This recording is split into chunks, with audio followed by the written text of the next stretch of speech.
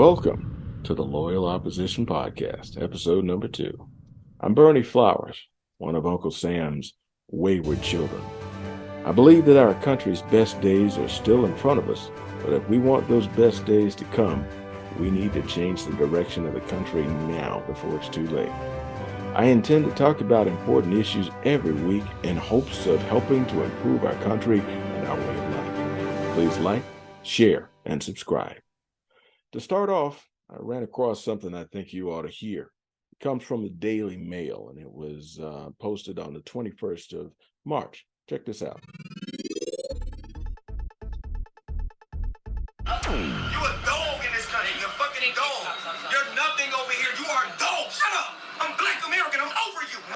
I don't care about you. I think we've heard about enough of that. What you just heard is an episode in the New York City subway where a woke man is yelling at a family of tourists from Britain. The family has a baby with them, and this person is rude, uncivil, and they're a bully. I'm embarrassed to be of the same ethnicity as this person. What has that family done to him? What's that baby done to him? This is an example of MLK's dream, a rude, uncivilized cretin verbally torturing innocent tourists? Is what woke is all about?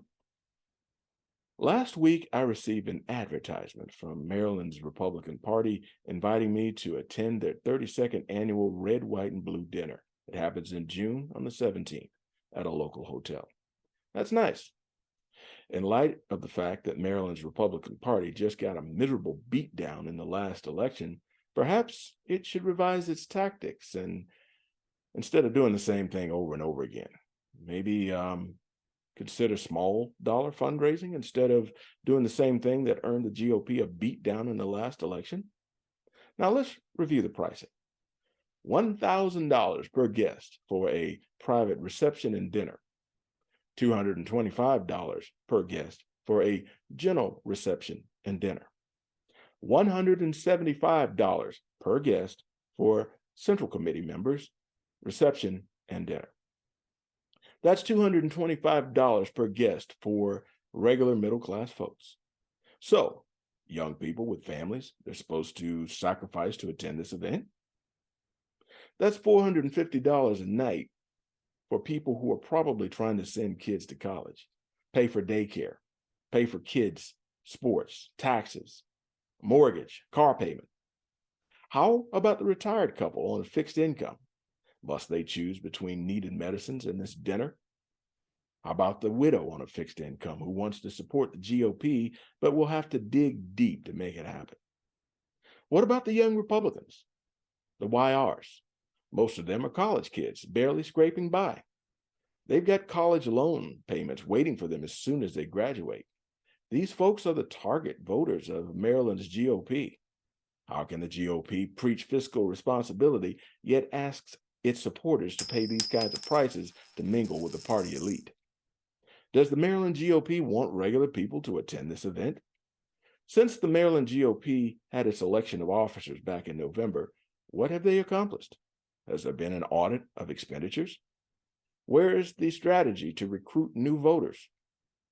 On election day, will the red wave happen in Maryland?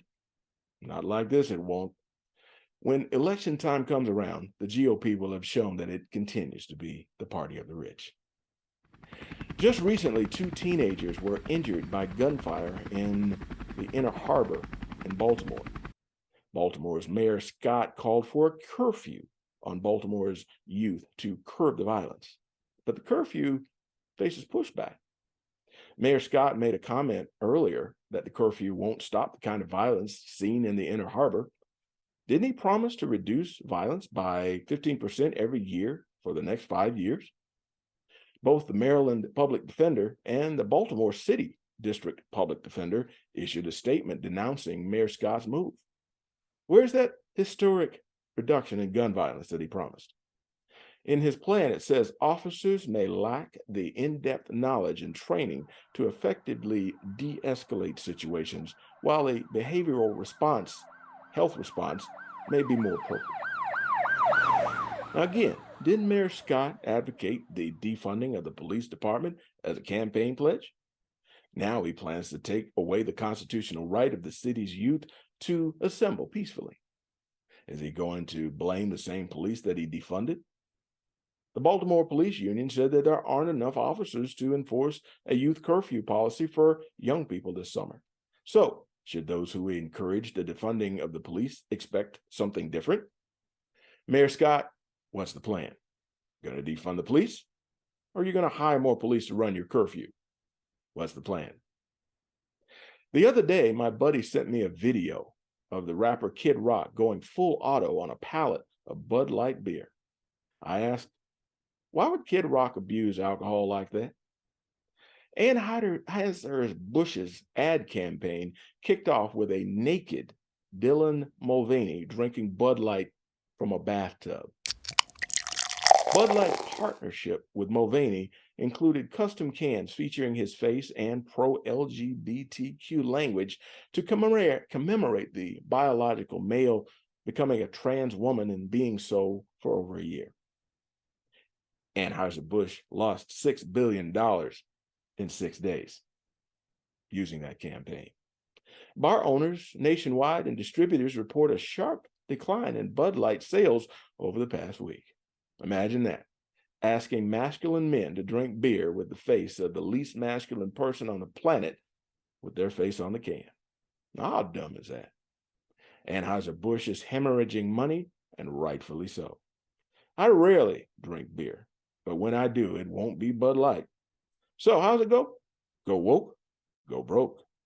Soon, all these woke companies will find that customers have choices. Customers are tired of having politics and sexuality inserted into every event. When a company fails to support its values or your values, you choose another product. I say, vote with your wallet. Meantime, Mulvaney has scored ads with Nike, Oil of Olay, and other companies. I won't be buying any of their products either. And that goes double for Disney and Netflix. The Daily Caller reports that the U.S. reached an agreement with the government of South Korea last month to obtain 500,000 rounds, that is, of 155 millimeter artillery shells. The reporter from Reuters reported that on Wednesday, citing a South Korean newspaper. U.S. stocks of the 155 millimeter rounds, which are used heavily in the battlefield of Ukraine, have fallen to critically low levels, and the Biden administration sought artillery ammunition from the South Korean government in March. South Korea will lend shells to the U.S. rather than selling them to avoid the possibility of those shells being delivered to the Ukraine in a future assistance package, thereby violating South Korea's policy against supplying lethal items to countries at war. Routing the deal through the U.S. allowed South Korea to avoid complicity in Ukraine's attacks on Russian forces. The shells will be primarily used to backfill U.S. stockpiles. News of the agreement comes after the leaked Pentagon documents from March describing a conversation between two South Korean national security officials about potentially rerouting artillery through Poland, alarming officials and prompting South Korea to confront Washington about the disclosure, according to Reuters.